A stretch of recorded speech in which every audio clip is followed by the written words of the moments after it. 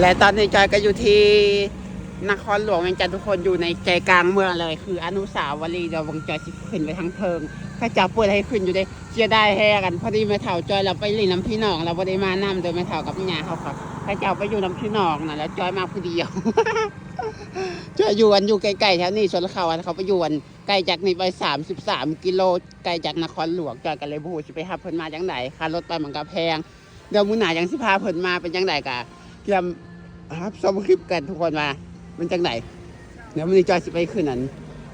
อนุสาวรีย์ชมวิวก่อนนะเป็นจังไดอันนี้คือใจกลางเมืองนครหลวงเวียงจันทร์ถ้าผู้ใดมาบ่ฮอดนี่ก็แสดงว่าบ่ฮอดนครหลวงเลยทุกคนเดี๋ยวจอยสิขึ้นโอ้มีแต่ต้องรุดว่ะ ต้องลุดพื้นในตลอดอย่างมีแต่ตีนสะดุด เดี๋ยวแขวสิหักงาน เราจะขึ้นไปชมวิวอยู่เทิงคุณทุกคนว่าเบิ่งชมวิวเมืองนครหลวงว่าตอนนี้มันจะพัฒนาไปซ้ำใดแล้วสิเห็นตึกหลายบอหรือว่าจังใดก็เก็บไปครับชมอยู่ทั้งเทิงเลยสำหรับคลิปนี้ขอจบสนิทแล้ววะบ๊ายบาย